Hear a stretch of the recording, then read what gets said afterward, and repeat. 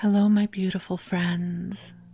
I am Bleadon-Maffei with Illuminating Souls, welcoming you to this episode of Sleepy Bedtime Blessings, a podcast designed to help you rest, relax, and fall asleep, all while deepening in your connection with your beautiful team of angels who love you so.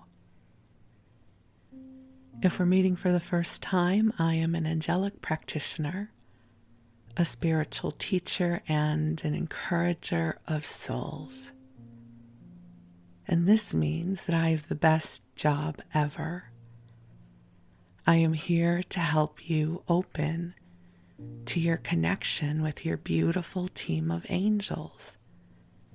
And I do this through one-on-one angel sessions, soul mentoring, and a variety of classes designed to inspire your spirit.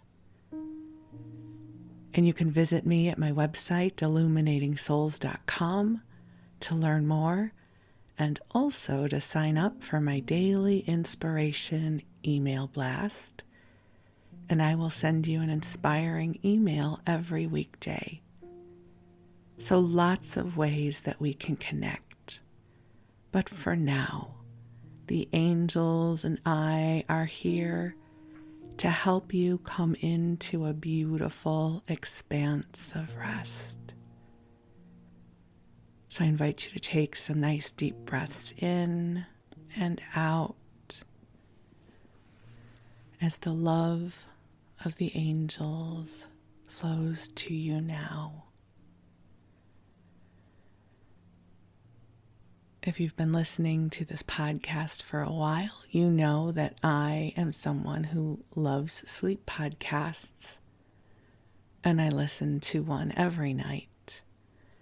And I find that they help build a bridge between my waking consciousness and drifting off into that delicious, mysterious experience of sleep.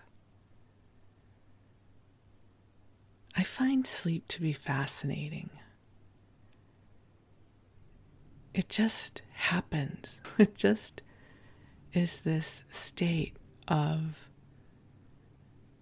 floating consciousness that all of us go into. And it helps our bodies and our minds to reset.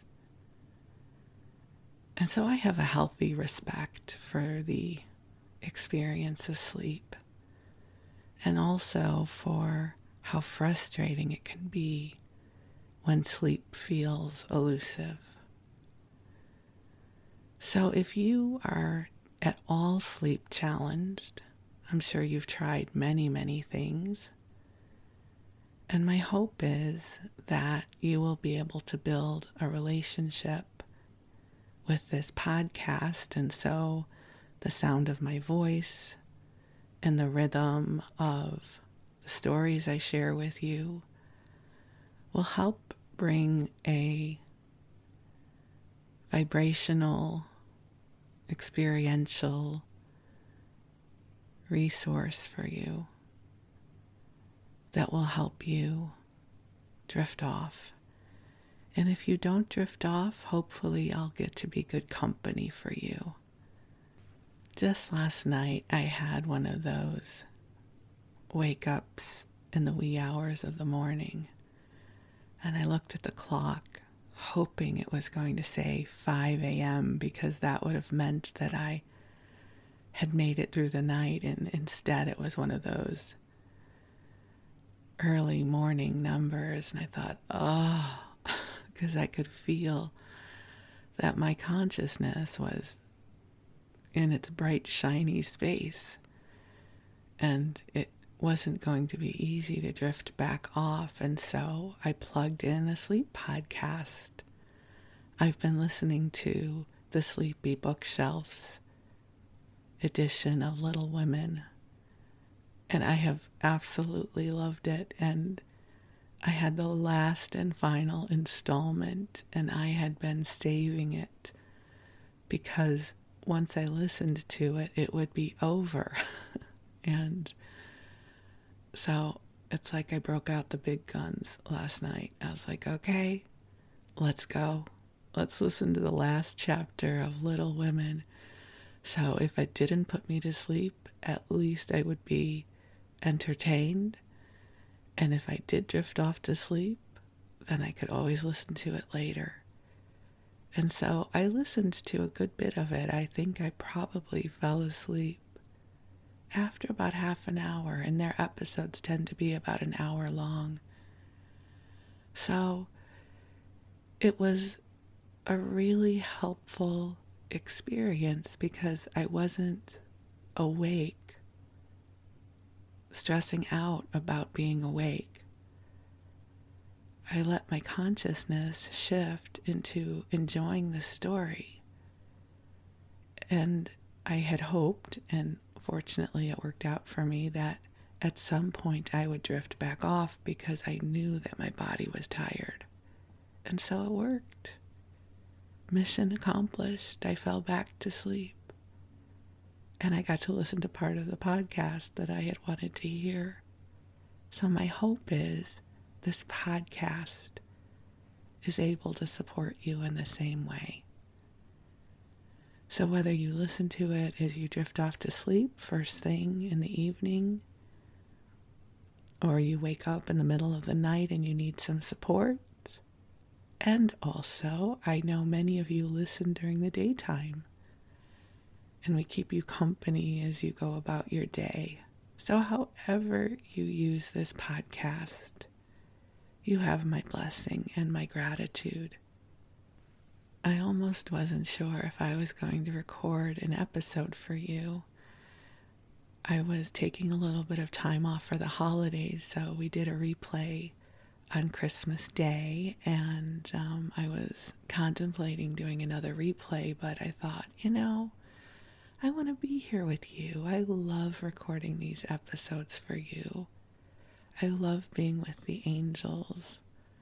I love getting to shine love and ripple it out into the world with you. And so I thought, this is where I want to be. As I record this, it is early morning. The sun has not yet come up. We are having a rainy morning here in the Bay Area, so it feels super cozy. And I feel this light streaming in. As I record this, we are coming upon the end of the year of 2022, and who, for all I know, you could be listening to this in 2025. So whenever you hear this, it'll all still be relevant, I hope. It'll be meaningful.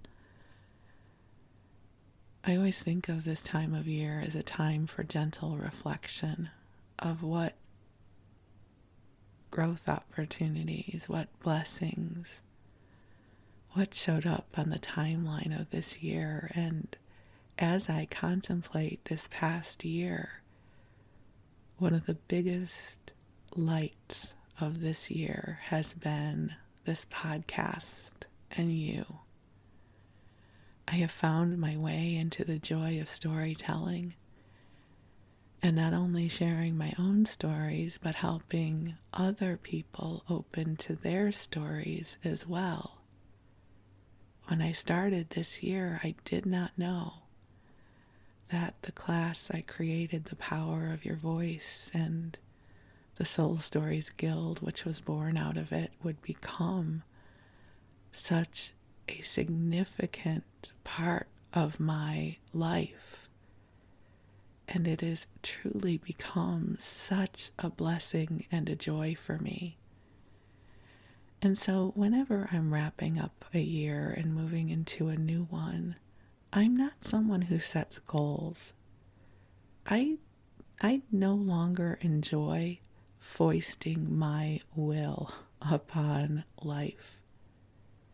I much prefer the concept of blossoming open, of knowing that sparks of inspiration will find me at some point, because I am, just like you are, an ever-evolving being.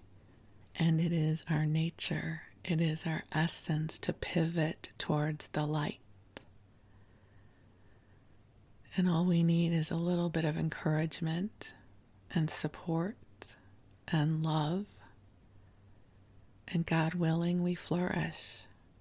So I feel like this year was filled with a lot of goodness, and goodness that we've had an opportunity to share together.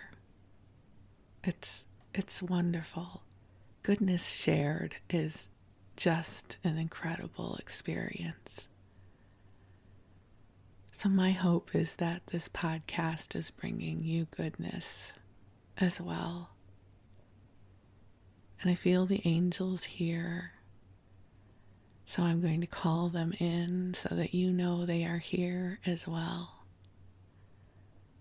And beautiful angels on high, I am so deeply grateful for your loving presence and support. Thank you, angels, for cultivating this beautiful sanctuary of light where we can gather together and feel the love and come into a sweet expanse of rest and receiving of light. And so, angels, I ask that you infuse this broadcast with divine love. And this love ripples out into the hearts of all who listen to this broadcast and beyond. I ask that you clear our energy fields through the heart of God, clearing anything that no longer serves us, anything that does not belong to us. So, dear ones, just take some nice deep breaths in as the angels bring to you these waves of love. Just allowing your body to receive this love and to relax.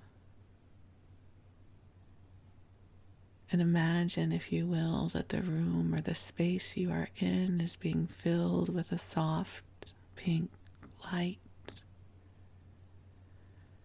And this light is filled with love that has been calibrated just for you.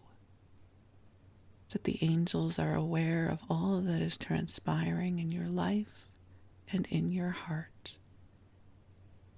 And they bring this love to you now to support you. The angels are here to help ease anything that feels like a burden to you. And they are here to help you come into a deeper space of self-love, loving self. You would think that learning to love ourselves would be easy, and truly it can be one of the deepest life lessons. So just breathe in. The angels are going to bring to you waves of self-love, self-reflection,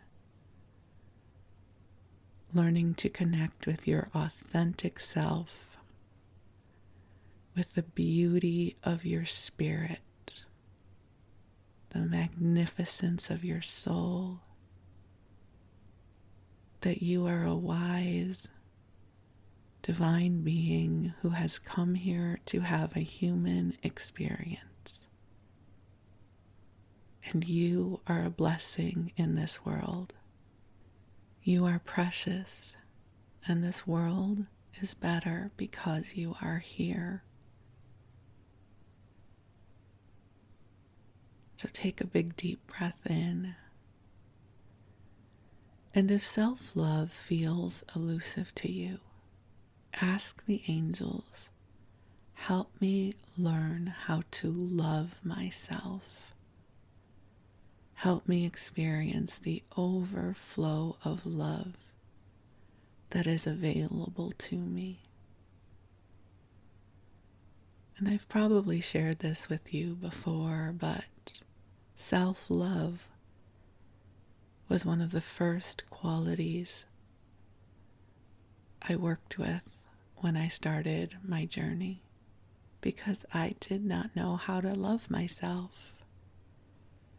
I could feel love when other people loved me, but when that love was seemingly removed, I had a hard time loving myself.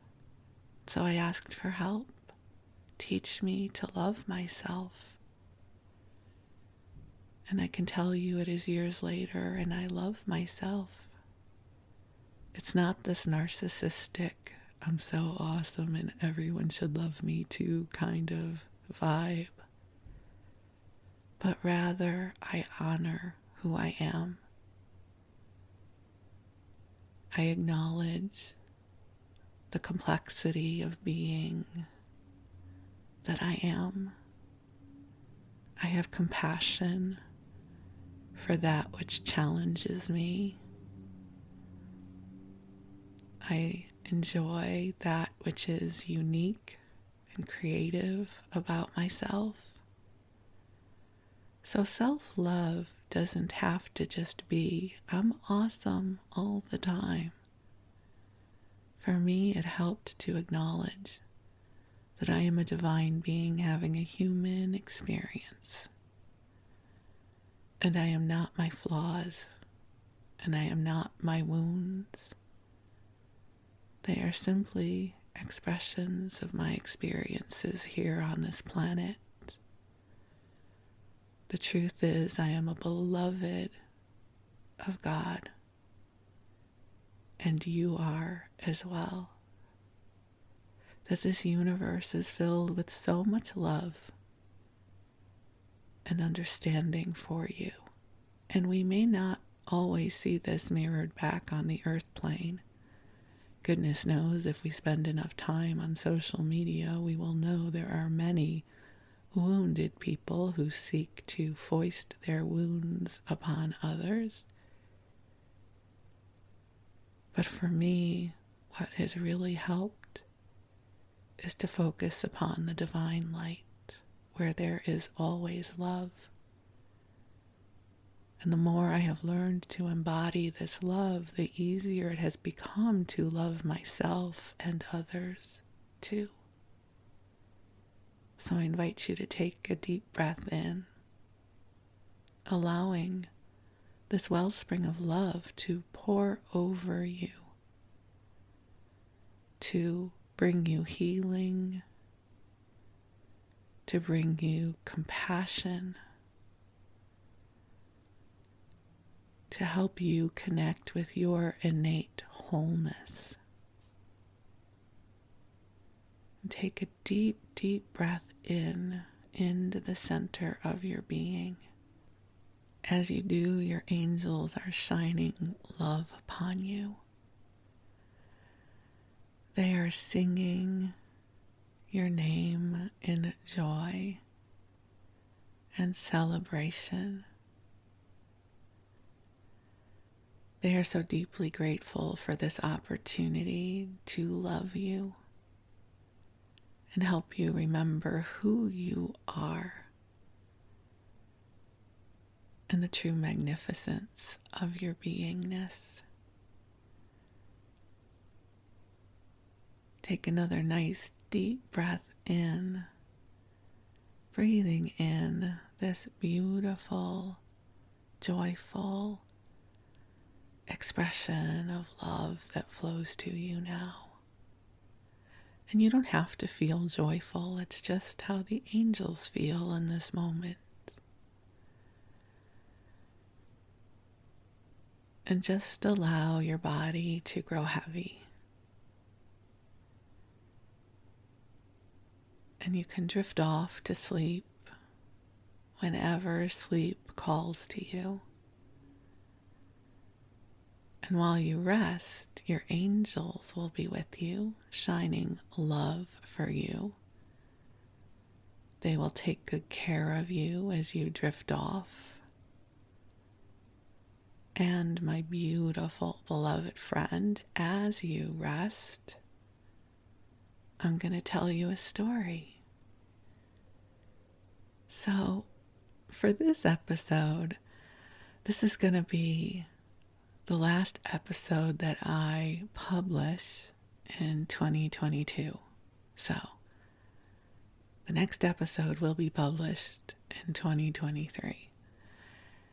And before you get your hopes up, I don't have any big, huge insights about the past year. This is not necessarily going to be a broadcast that will have an expiration date. So if you're listening to this 3 years from now, every year has its own personality.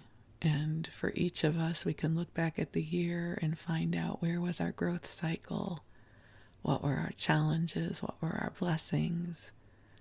And life is life, even when the calendar turns to a new year. We are still who we are as we come into the new year. I really, though, love just looking back and what opportunities found me this year. And perhaps we'll talk about that more in another episode, but I thought for this episode, I would share with you some random memories that I have about New Year's Eves across the timeline of my life. So I'm 60, so I have a lot of New Year's memories. And I'm really glad that I do, because these days I'm asleep. I no longer feel the magic of staying awake until midnight, but I'll talk to you more about that. But I thought I would share with you some of the memories that I have across my timeline of how I spent New Year's Eve. And perhaps this will be an invitation for you to look at your past as well. And maybe there are some lovely and maybe not so lovely memories about New Year's Eves in your life. So my first memory that I have was as a little girl. I don't know how old I would have been, but it must have been old enough that my brother could stay home with my sister and I. My brother's 4 years older than I am, because I don't remember there being a babysitter involved. But my parents went to this dinner dance at the temple for New Year's Eve. And it was one of those evenings where they both got dressed up. I don't know if you have any of those memories of your parents getting dressed up to go somewhere. So my dad was in his suit and my mom was in a beautiful dress and, heels and pantyhose and jewelry and perfume of some kind. And I don't know, I always loved to see my parents getting dressed up. There just was always just a sweet feeling about that. And I seem to recall that my parents moved a television up into our room so that we could watch TV and watch all the New Year's Eve specials. Back then it was a big deal to watch the ball drop. It was the Dick Clark Rockin' New Year's Eve or something like that. So my sister and I just remember we were in our pajamas. We had some kind of food we could have upstairs, which was unusual because we usually didn't eat in our bedroom. But it seemed to me that my sister and I felt like it was our own party in our pajamas, having some kind of snack and having the TV in our room, watching Dick Clark rockin' New Year's Eve, getting to stay up until midnight. And I don't even know that we did. I don't remember that part. I will say, though, that is one of my first memories of New Year's Eve. And I also remember my parents brought home like party favors, and some kind of food from the dinner dance. As I've shared with you before, I am deeply imprinted with food, so those food memories go into my Rolodex. So there was some sort of delicious treat that we got as a result, but I don't think we would have gotten it until the next morning, because I do not remember being awake by the time my parents made it home. And then I don't really have any New Year's memories for a long time after that, so there was nothing specific that stands out. I'm sure that I, celebrated with my sister or my parents, but I don't remember those. I didn't really tune into New Year's Eve again until I was a teenager. And there were certainly memories of hanging out with my friends for New Year's Eve. And there was one experience that was really interesting, but I'm going to come back to that one. I don't want to use that one just quite yet. I'm going to sort of use that a little later in the episode because it's going to turn into a longer story. So I'm going to skip over that one.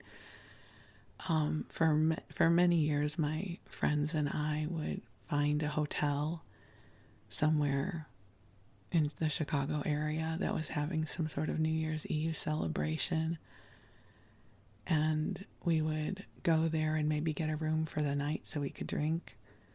And we would go and have a great time. I have pictures of dancing with my friends and getting all dressed up. And so those were wonderful experiences.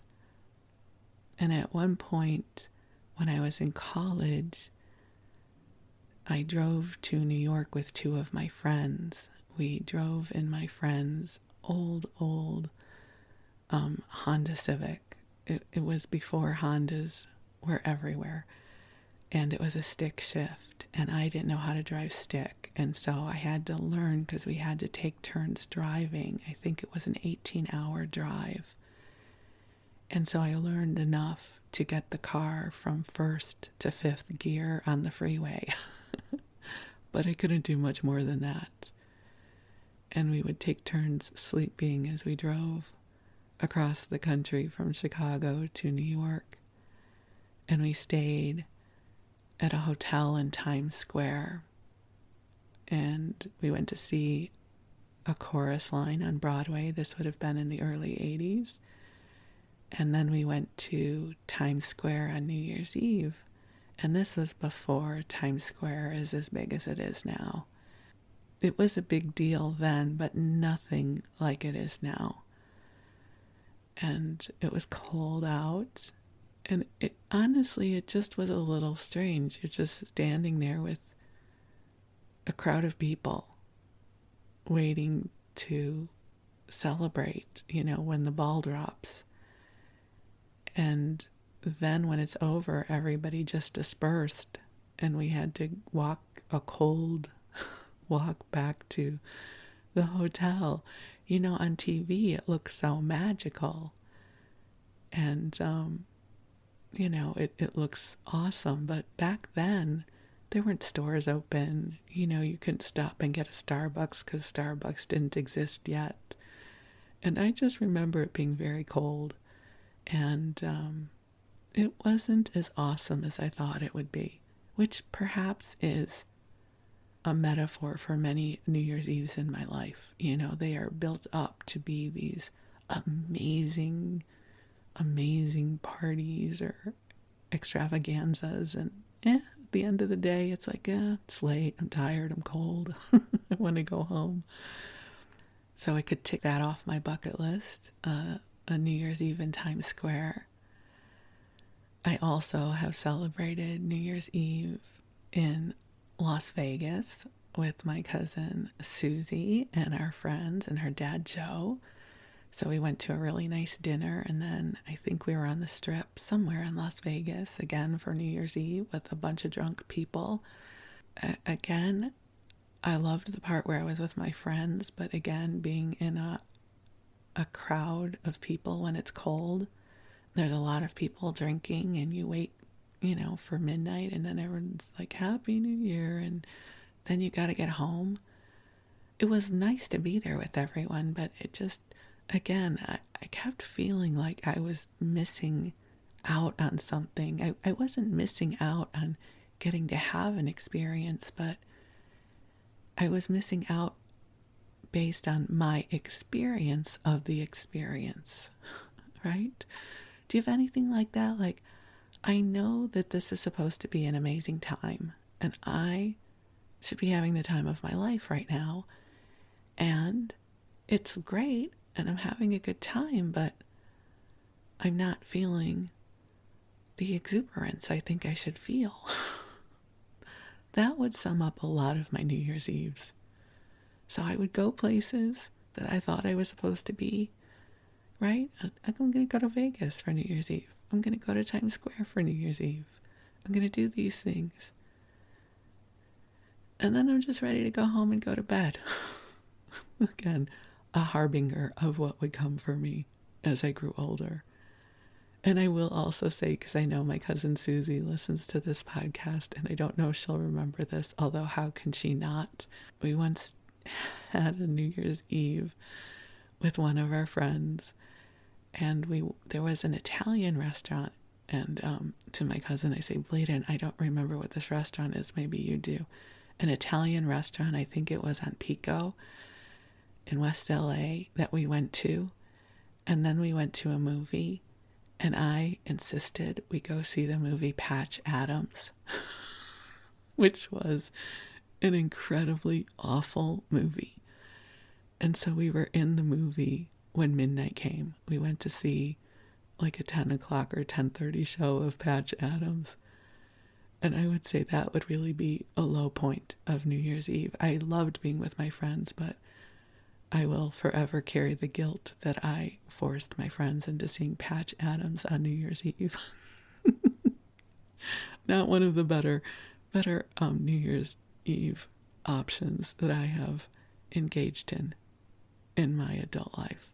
And I will also say I remember one New Year's Eve in Chicago, and it was storming. It was a blizzard, and I was young, and I didn't care. And one of my girlfriends from college and her boyfriend came and picked me up. And we were wherever we went to for our New Year's Eve celebrations. And when we came out, everything was covered in snow, and the car was stuck. And in our heels, in our New Year's Eve dresses, we were pushing the car. But we were young. Who cared, right? We were young. That's what you do on New Year's Eve. You do stupid stuff. So I have had many a New Year's Eve celebration in my life, and I have done all the things, you should do, right? Times Square, Vegas, beautiful hotel celebrations with friends, a bad movie. I've done a lot of things for New Year's Eve. These days, I go to bed at 8 o'clock, and the past few years I've stayed up till 9 o'clock because that's when the ball drops in New York at 9 o'clock here on the West Coast. And so I typically watch Anderson Cooper because he cracks me up on New Year's Eve. And then I crawl in bed. And then I awaken somewhere around midnight because there's lots of fireworks and gunfire here in our town. So I do awaken, but reluctantly, somewhere around midnight, and then go right back to sleep. But here's the New Year's Eve I want to share with you about, and this was the one I wanted to go back to because it was one of these moments when something shifted in my life, and that doesn't often happen on New Year's Eve, but this particular one was one of those where a fork in the road showed up, and I made a decision that really, in a beautiful way, shifted the course of my life. How's that for a teaser? for the story I'm going to share with you. So it would have been, I think, New Year's 1981 going into 1982. So really a long time ago. And, it's interesting. I don't know that anyone knows this story.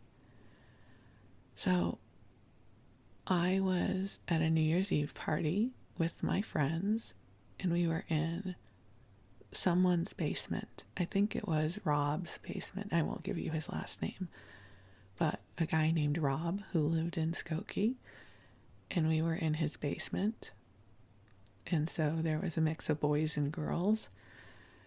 And there was probably alcohol of some kind involved, and pretzels and chips, nothing extraordinary, just, Skokie kids hanging out for New Year's Eve.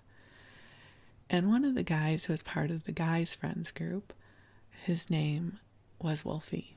Really sweet guy.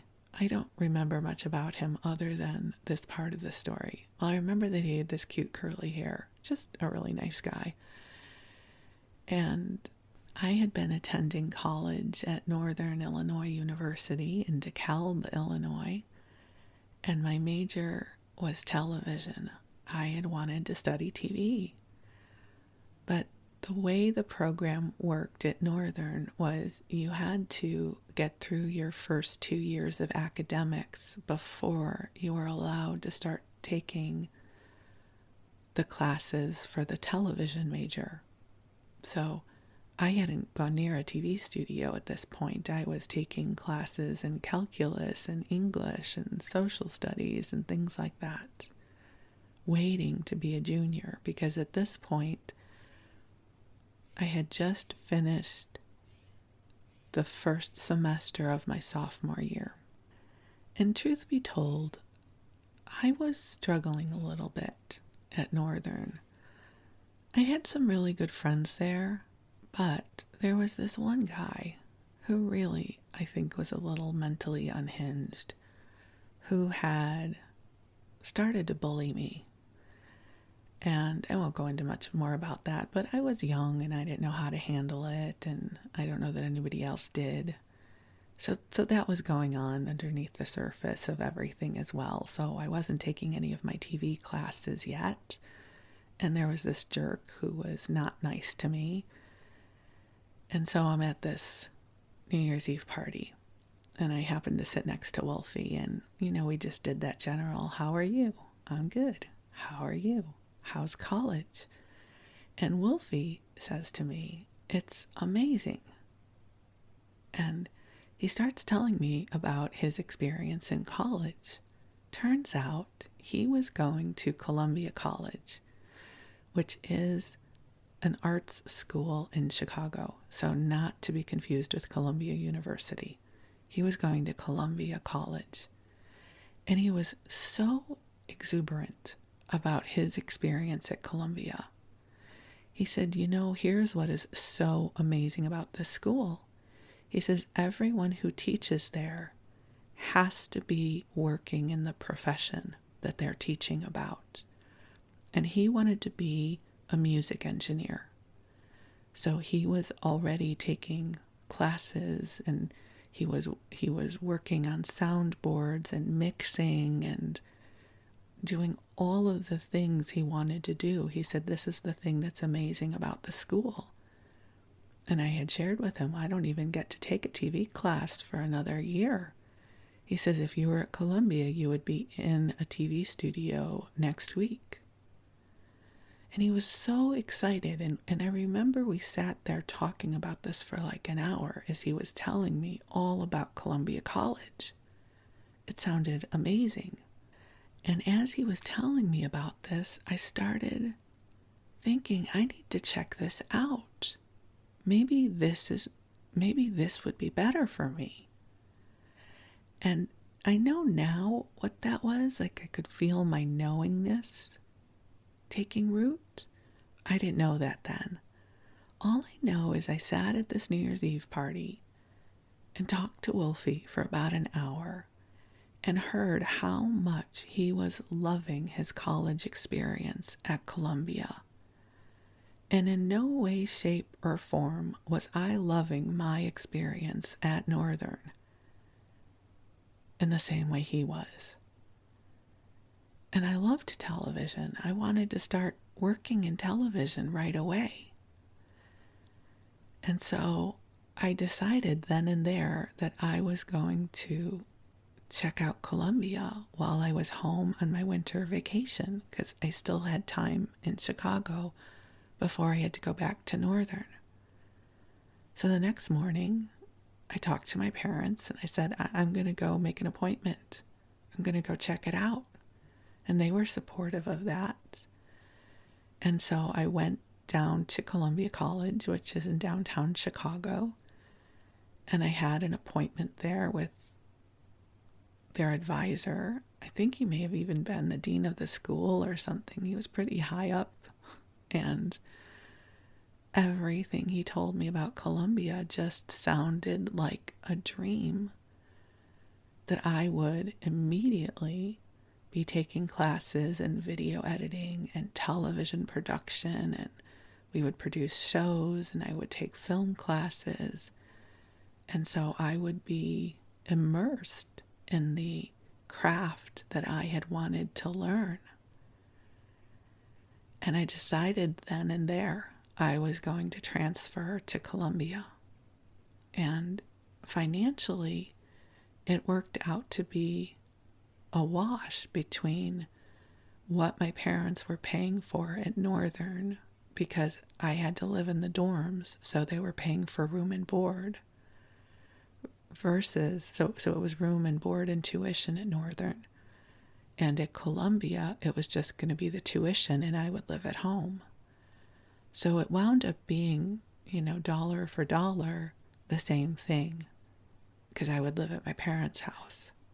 So I came home from my meeting at Columbia and I told my parents I want to do this, and they were on board.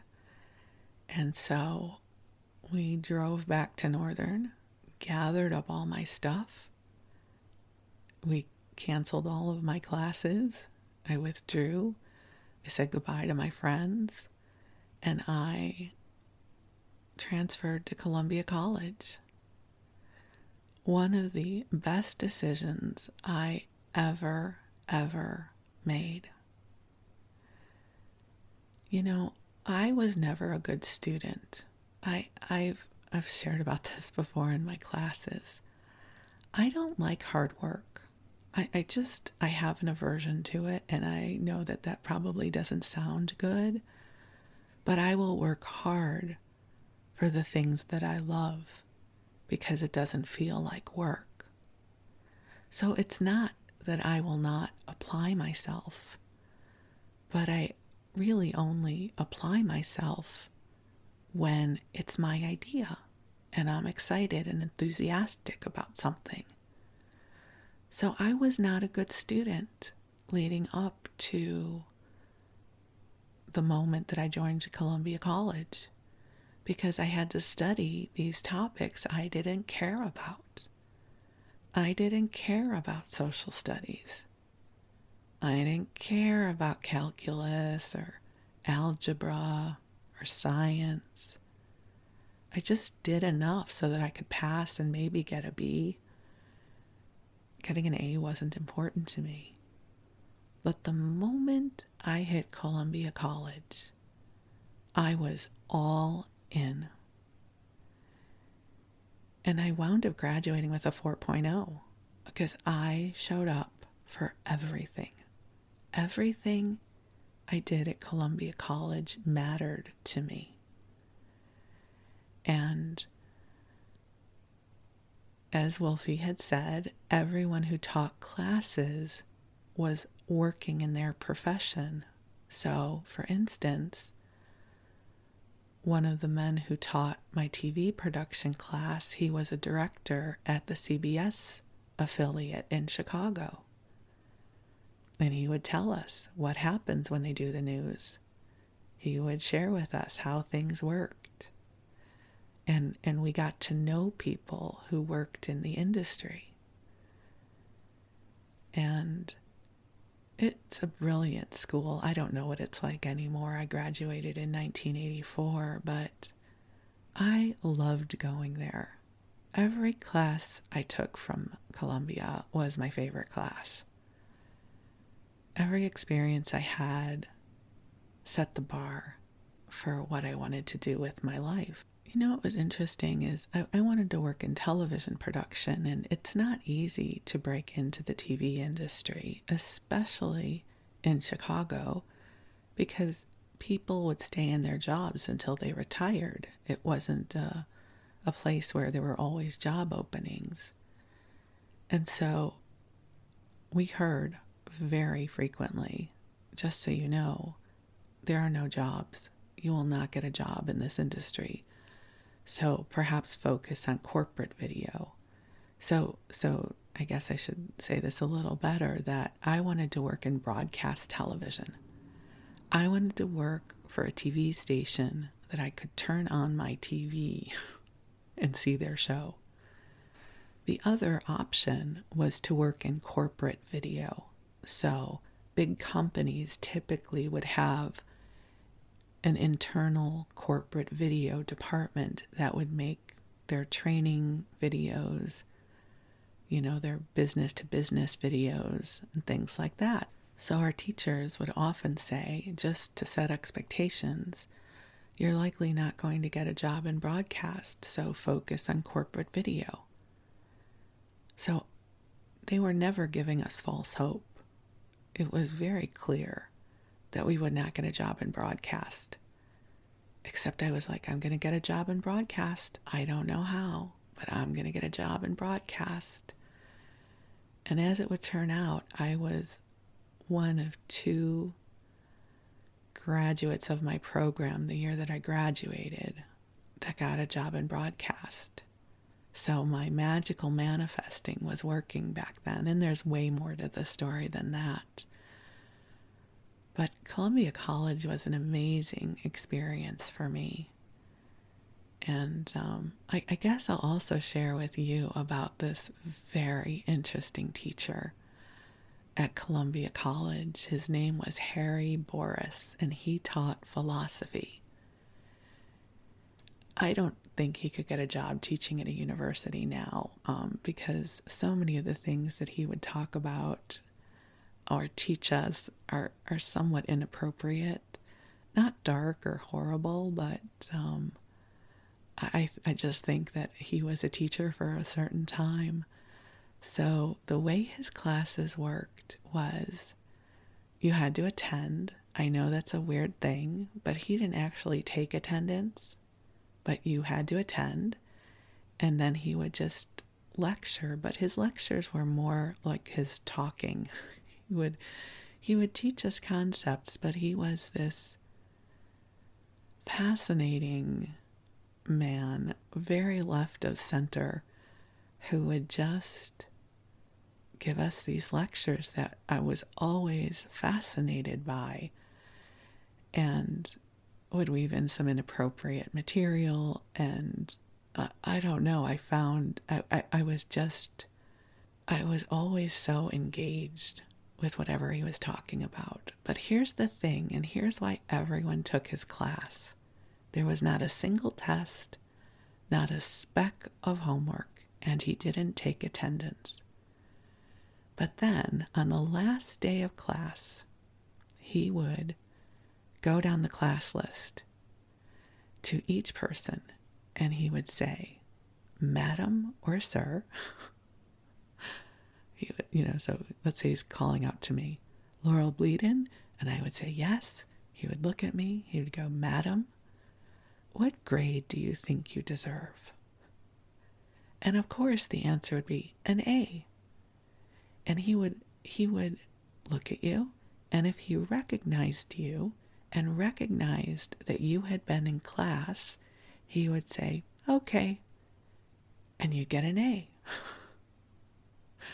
So not only were his classes engaging, and I would say they're philosophy classes, and they were meant to make you think, right? To expand consciousness, and they certainly did that for me. And then he would just recognize if he had seen your face in class. He had that kind of mind. And one of the ones I remember was he was going through the final attendance and grade giving, and this one girl, he looks at her, and of course she hadn't been in class because you didn't have to show up. She didn't know the secret, though. And he said, "What grade do you think you deserve?" And she said, "An A." And he says, "Madam, your face is not familiar to me. What have we talked about this semester?" And she said, "Greek philosophy." He says, "I would hope so. That's the name of the class. What else have we talked about?"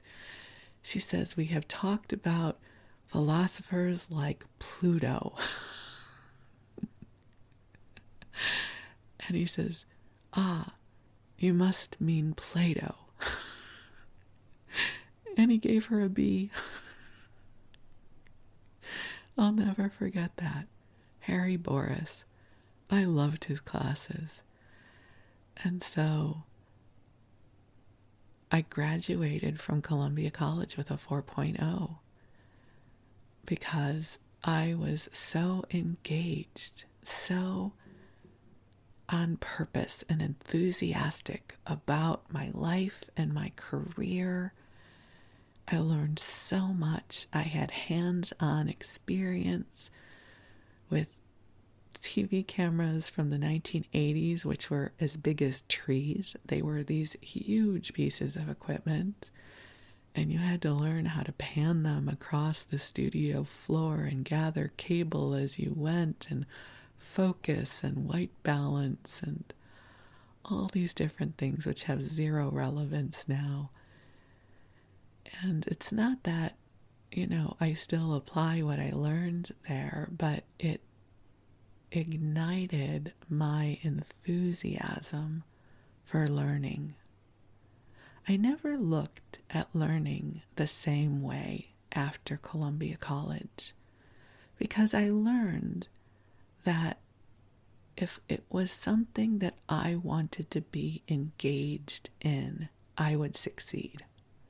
I could always succeed in that which delighted me. And so I share this story with you because it was kindled on a New Year's Eve.